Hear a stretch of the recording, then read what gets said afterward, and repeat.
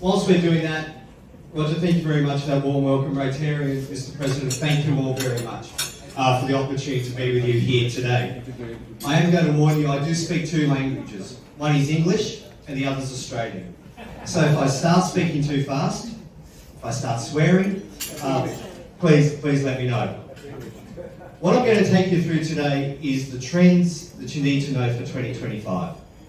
Because whether you're a community leader, whether you're a business leader, whether you're a political leader, if you understand the trends, you'll understand the behaviour that's driving the trends. And if you understand the behaviour that's driving the trends, 2025 is the most predictable year we've ever had. I'll say that again. 2025 is the most predictable year we've ever had if you understand the behaviour and understand the trends that are driving it. If we go to the next slide, please.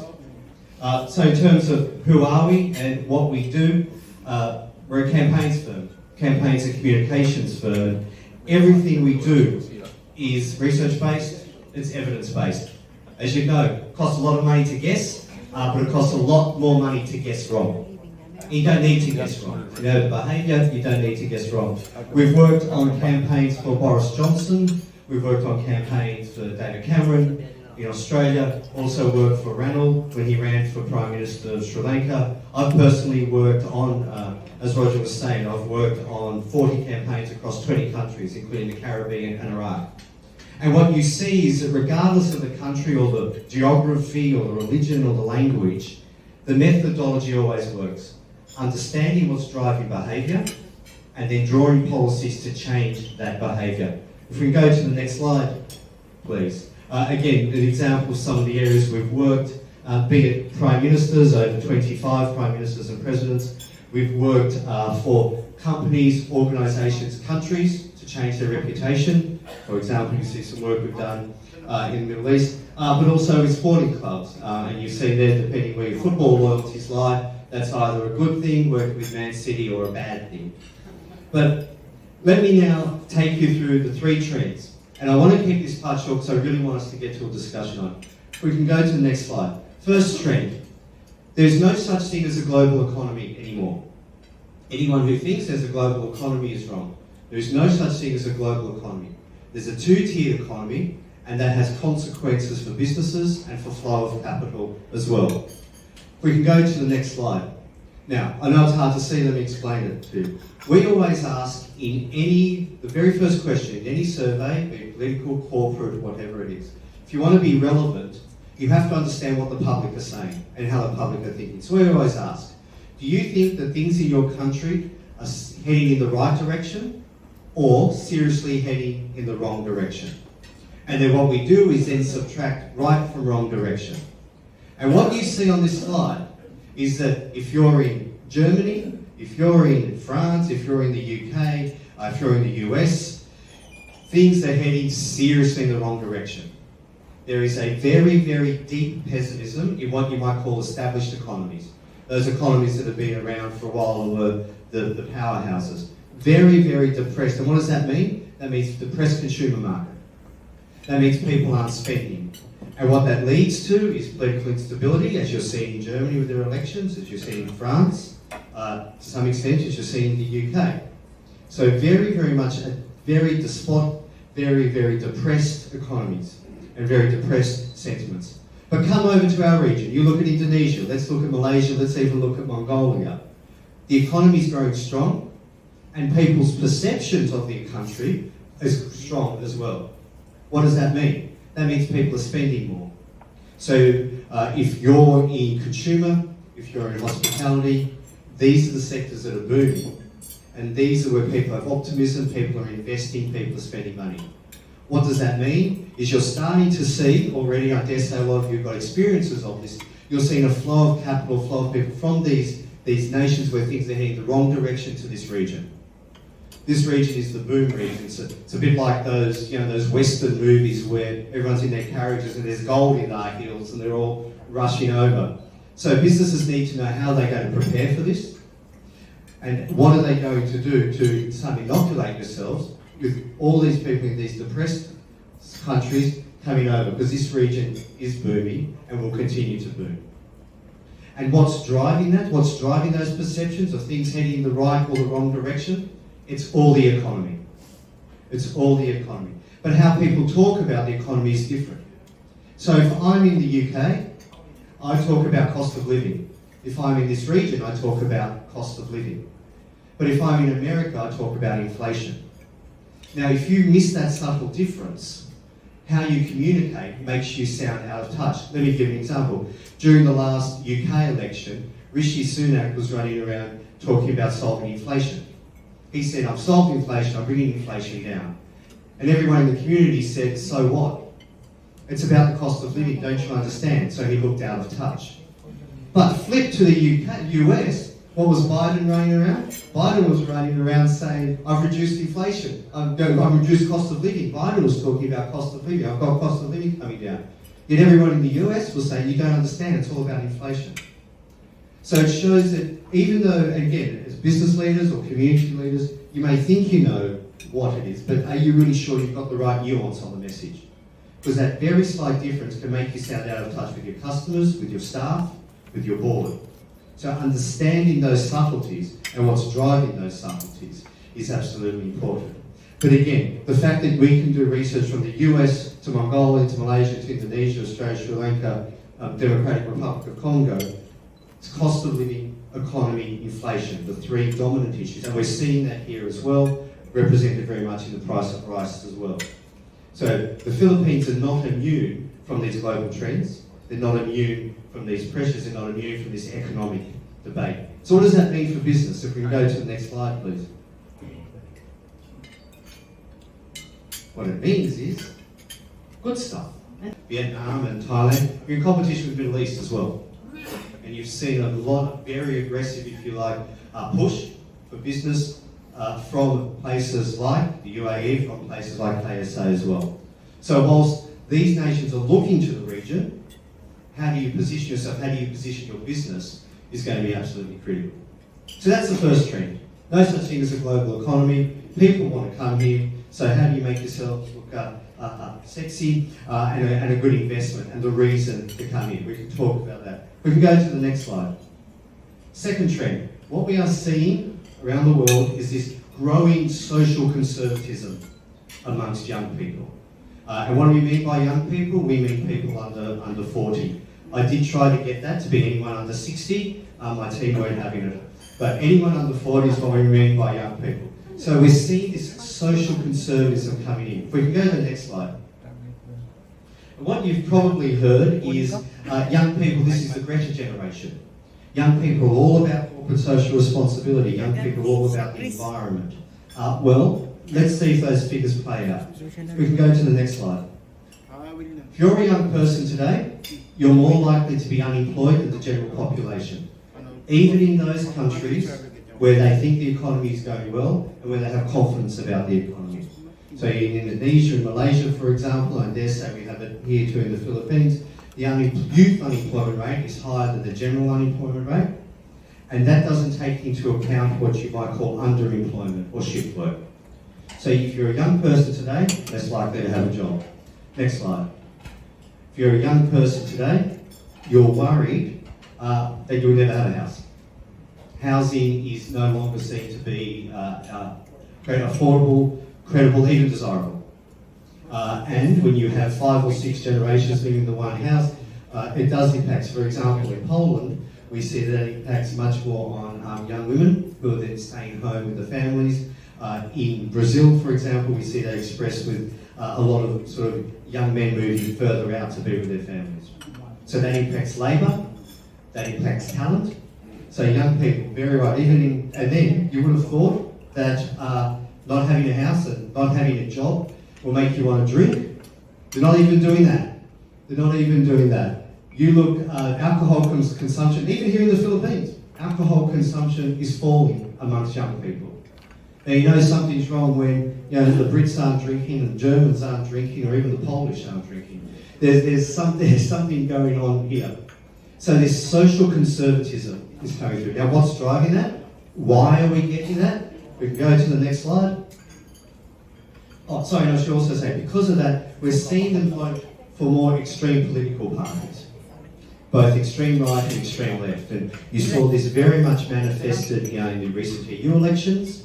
You're seeing that now in the German election coming up, but you're also seeing that here in Malaysia, with parties like PAS getting quite a significant increase amongst young men. So they're voting for the extremes. Why is that? We can go to the next slide. Again, the youth are far more pessimistic about the direction of their country than the general population are. So even in those countries where things are going well, that's our region here, even in those countries where things are going well, young people still don't feel that. What's driving that? Again, what's driving that is the economy. Worried about jobs, worried about their future jobs. They hear about AI, and they're worried about the role that plays. Especially for AI, for a lot of young people, we find that middle role. So where I once may have gone and joined an accounting firm or a law firm, and I could start as a junior and work my way up, a lot of those roles can now be done by AI today. Those very roles can be done by AI today. What AI can't do is clear a table.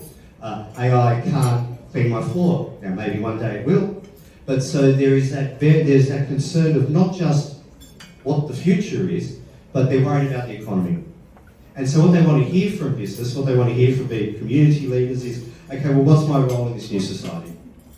So when you're dealing with your young staff, a lot of people, and I mean, I'm guilty of it, a lot of people like these millennials, they don't turn up, they're lazy. It's understanding what's driving that, and a lot of the driving that is this insecurity. What's the future for me? What's my role? And so therefore, what's it mean for business? If we can go to the next slide. No. There we go. What's it mean for business? Well, their spending patterns may not be as strong as they were. Holding back a bit more. So if your market is young people, especially in areas like sort of the alcohol or those, what they might call the fun sectors, you'll probably start to see more of a holding back on that. What you're going to see is this sort of this realignment, therefore needed, of how do you make what you're offering relevant. And when it comes to issues like CSR, or how do you bridge that so you can talk about in terms of jobs? You can talk about in terms of an economic future. Which brings me to sort of that last point. Are you talking about careers to your staff, or are you talking about jobs? The job's temporary, careers forever. And it helps that long-term planning, ultimately, that they're looking for. And again, it's just making this case. It's ensuring that your message is relevant to where they're at. And where they're at is, what's the future hold for me economically? Make that point for me. Tell me how do I fit into this economically? So, we've got a two-tiered economy. We've got young people who are nervous about the future. What's the third trend we need to be aware? And I think this trend permeates everywhere. If we go to the next slide, and that trend is this. There is a widening chasm between what you might call the elites and the community. And that is what affects debate, it affects perceptions, and it also affects regulation. We can go to the next slide. We conducted a survey in the UK and Australia between what we call UK elites and the general population, Australian elites. Now, as we've seen with those other slides, these trends are universal. If you're in Singapore, you are less likely to hang out with someone who is in a lower economic bracket than you were 5 years ago. So 5 years ago, you were probably more likely to hang out with someone who was in a lower economic bracket. Today, you're not. Today, you're not. Same in Malaysia as well. So these trends, this sort of polarising of society. The Philippines are not immune, and you often hear people talk about the Manila bubble. No one's immune from this. It's been aware of that. So in the survey, UK elites, so these are people who earn around sort of 100, sort of 135, or over 100 pounds. In Australia, it's roughly about 100. And then we looked at experts. So these are academics, people in advertising and the like. And the reason we did that was to see, do they have perceptions or same perceptions? We can go to the next slide. And what we find is that when it comes to elites, when it comes to experts, that again, just look at the green lines. So we did ask the question, do you expect the economy to improve or get worse? For those over the back table, I'll ruin it for you. The green line shows that amongst the elites, they expect the economy to get better. Amongst the general population, they expect the economy to get worse. They expect their personal financial situation to get worse. So they had these different perceptions of the economy and of where it's at. If we can go to the next slide. This different perception impacts then on issues. We tested a whole range of issues from immigration to taxation and the like, but I wanted to focus on AI because I know that's a very big issue here and basically a big issue everywhere. And what we find is that the elites are more in favour of AI than the general population. The elites use AI more than the general population, and as a result of that, the elites are more favourable to AI than the general population. And when I say AI, let's think of that as crypto as well. We did some research in Singapore amongst the general population, and we said, have you heard of crypto? They said yes. We said, can you describe it? They said no. And I thought, well, Singaporeans can't describe it in Singapore. So if Singaporeans can't describe crypto, well, and because you have these differences in perceptions, because you have these different views, it then leads to different consequences. If we can go to the next slide. And again, anything to the left means favourable, anything to the right is unfavourable. But again, all you need, if you can't read the numbers, it doesn't matter. All you need to know here is that when it comes to AI, the general population, think, as you can see there, it's bad for the public, bad for the world, bad for government, bad for political elections. Who's it good for? It's probably good for businesses and large corporations. I.e., it's good for everybody else but me. Now, what's the danger of that? The danger of that is, given the split between the public and the elites think AI is great, you have conferences, but if you're a politician running for election, regulation. That is why you would regulate. You look at Australia at the moment, about to head into regulation, there's a discussion about how heavily you regulate crypto.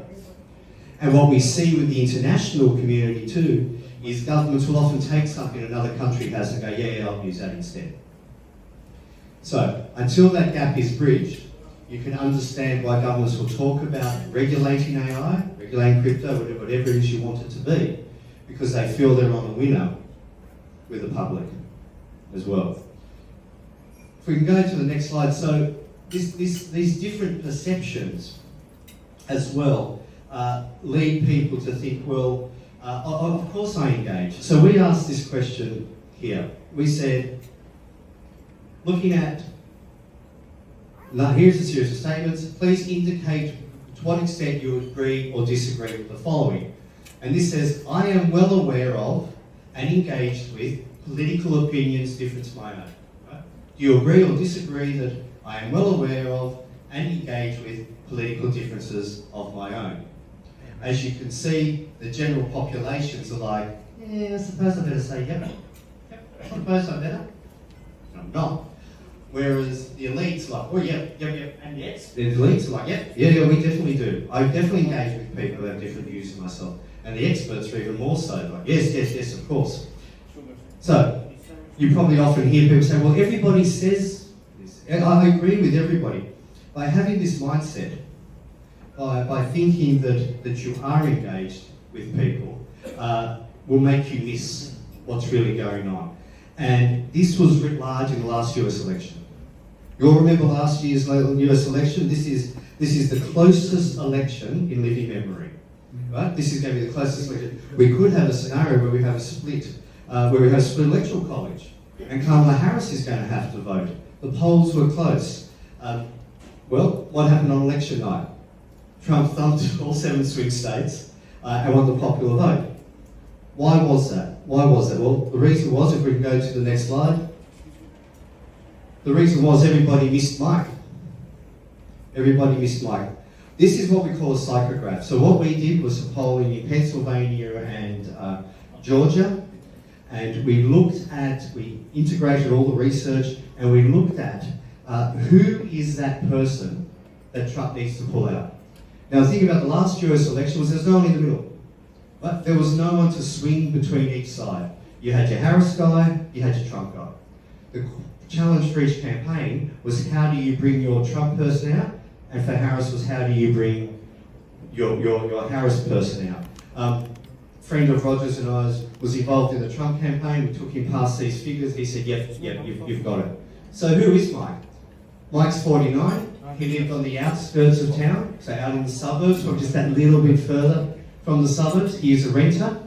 What drove him? He believed that economic and finances were going backwards. Worse, they're going to continue going backwards. He didn't graduate from high school. He had a full-time job. He drove a Chevrolet SUV, not an electric car, not a hybrid, gas car. He wasn't vaccinated against COVID. He supported universal healthcare. He supported climate change. He supported BLM. He supported LGBT rights even. But for him, it wasn't sort of a driving issue. It was sort of, well, yeah, I get that. But again, what we're talking about, the economy is more important. Why did people miss him? They missed him because he didn't vote in 2020. In 2020, he didn't get out. And so that's why you should never look at top-line research, because top-line research, as we saw in the US, would just get that. Diagnostic research, deep research will help you identify. Mike came out to vote. Where did he get his news from? The most dominant channel at the last US election was YouTube. The dominant platform for media, for ads, was YouTube. And that's where people like Mike gets his news from, he gets his sports from, everything's from YouTube. So understanding the right platform, understanding the right message is absolutely critical. And now let's look at his perceptions. If we can go to the next slide. So when you looked at, we can push through. There we go. So what we asked was, do you think that things in the country are heading the right direction or wrong direction? As you can see, both Pennsylvania and Georgia, you don't need the numbers, you just need the lines. As you can see, 4 years ago to now, things were pretty bad 4 years ago, and now they're worse. But if we can go to the next slide, when I was talking about the elites and others, look at the difference. So the red is amongst Trump voters, the blue is amongst Kamala Harris and Democrat voters. Again, these different perceptions, these different ways of life lead to different ways. If you're a Trump voter, you think things were stuffed, things were bad. But if you're a Kamala Harris voter or a Democrat voter, things aren't too bad. What are those guys going on about with their eggs? Things are all right. They're not great, but they're all right. Again, different perceptions. If we can go to the next slide, please. Again, do you feel better? The classic question: do you feel better off or worse off than you did 4 years ago? Again, consistent drop over the past from 2020 to 2024. But again, if we can go to the next slide, look at the difference. So the red, if you're Trump, and the Republican voters, things are bad. Things are worse, and they're going to get worse. If you're a Harris voter, well, yeah, things are okay. Not too bad. Maybe not as good as off, but whatever. Different perceptions leading to these different consequences. If we go to the next slide. So what's it mean for business? Quite simple. In your community group, in your business, if you're a politician, are you comfortable enough being uncomfortable? Just because everybody says to you, well, this is what everybody says, are you the red or the blue? Are you sure? Do you know who your Michael is? Have you found your Michael? Are you missing your Michael? Because the consequences of that, especially as we've said, with this new capital, these new people, these firms, everybody else coming to this region because of the opportunities, are you still relevant? Or have they found the Michael before you? Have you got the right message to the right audience? And dial direct. A lot of companies sometimes tend to outsource any issues they have to industry associations, and that's fine. But are you still talking to your customer, or your consumer, or your board, or your clients? So dialing direct, being relevant to them matters. And that is for then linking your issues to those issues that we spoke about. And it is, are you comfortable to be uncomfortable? So what are the three key takeouts then for business for 2025? If we could burn through to the next two slides. Yep, we can go to the last one.